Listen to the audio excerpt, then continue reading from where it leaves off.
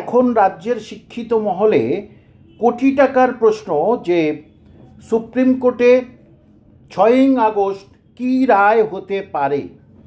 এখন সমস্ত আইনবিদদের সঙ্গে আমি যা কথা বলে যেটা ভেবেছি এই কটা দিন যে সিদ্ধান্তে এসেছি, সেখানেই তাদের পুরো পরিষ্কার কথা যে সব কিছু নির্ভর করছে স্কুল সার্ভিস কমিশনের হলফনামার উপরে। স্কুল সার্ভিস কমিশনের হলফনামাতে যদি স্কুল সার্ভিস কমিশন বলে যে হ্যাঁ অযোগ্য এতজন আছে, তাহলে কিন্তু যোগ্যরা পুরোপুরি বেঁচে গেল। এবং আর যারা হলফনামা দেবে, যারা মানে চাকরি থেকে বঞ্চিত, যাদের চাকরি চলে গেছে, এবং বিরোধী যারা বিকাশ রঞ্জন ভট্টাচার্য, সিবিআই এবং স্কুল সার্ভিস কমিশন ও মধ্যশিক্ষা পর্ষদ, এই 5 জন, আপনারা আগেই আমি ভিডিও দিয়েছি, 5 পাতা করে তাদের সংক্ষিপ্ত আকারে লিখে দিতে হবে। আবার এরই মধ্যে রহস্যজনকভাবে এতদিন পরে আবার আজকের সুপ্রিম কোর্টে একটি এসএলপি দাখিল হয়েছে। এটা বিভিন্ন যারা আইনজ্ঞ তাদের মধ্যে আবার এটা অদ্ভুত ধরনের একটা রহস্য সৃষ্টি করছে। তারা বলছে যে এরা কারা, এরা আবার একটি এসএলপি করেছে, এরা নাকি এই যে প্যানেল 2016 সালের প্যানেলে এদের নাকি চাকরি বাতিল হয়ে গেছে। এখন প্রশ্ন, এরা এতদিন কোথায় ছিল? তাহলে কি রাজ্য সরকার, আমি অনুমান করে বলছি, এখানে রাজ্য সরকারকে দোষ দিচ্ছে, অনুমান করে বলছি, তাহলে কি রাজ্য সরকার এই রায়টাকে বা স্কুল সার্ভিস রায়টাকে আরও পিছিয়ে দেওয়ার জন্যেই আবার কিছু জনকে বলল যে তোমরা একটি কেস করে দাও? এটা আইনজ্ঞদের মধ্যে আলোচনা চলছে, আইনবিদদের মধ্যে, এবং সেটা আজকে আমার কাছে পরিষ্কার করে তাদের সঙ্গে বসেছিলাম, সে তাদের কাছ থেকে শুনেছি এটা। এখন প্রশ্ন, মাননীয় প্রধান বিচারপতি সেটা কিন্তু আজকের শুনলেন না।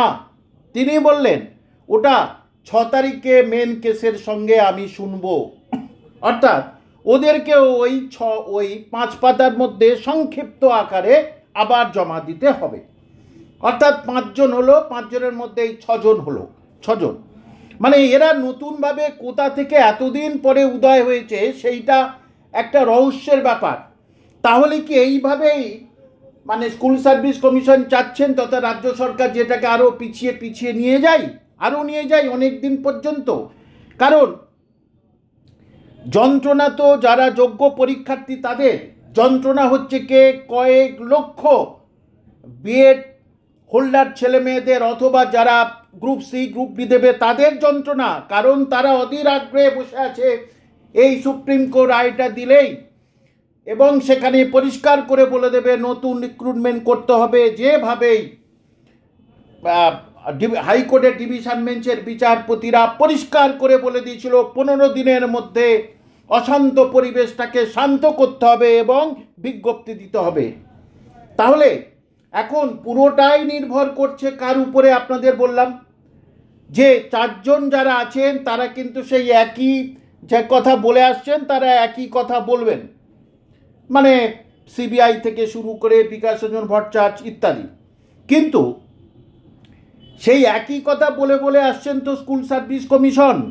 তাহলে স্কুল সার্ভিস কমিশন এই 5 পাতার মধ্যে কি লিখবেন? আপনাদের কি মনে হয় লেখার সাহস কি আছে? যেখানে মাননীয় মুখ্যমন্ত্রী পরিষ্কার করে বলে দিলেন কারো চাকরি যাবে না। দেখুন মাই ডিয়ার স্টুডেন্ট, যদি আমি কামাল হোসেন বা আপনারা যদি এই কথা বলতেন তাহলে কিন্তু কোর্ট অফ কন্ডেম হতো, আপনাকে কিন্তু নানা রকম ঝামেলার মধ্যে পড়তে হতো, কারণ আমরা সাধারণ নাগরিক। কিন্তু যেখানে রাজ্যের প্রশাসনিক প্রধান তিনি বলছেন কোর্টে কেস চলছে এবং তারা একেবারে দুর্নীতি করে চাকরি পেয়েছে, সেটা প্রমাণিত, হাইকোর্টে প্রমাণিত, তাহলে সেখানে তিনি বলছেন কারোর চাকরি যাবে না। তাহলে এই যে পুরোটা 6 তারিখের পুরোটা নির্ভর করছে কার উপরে?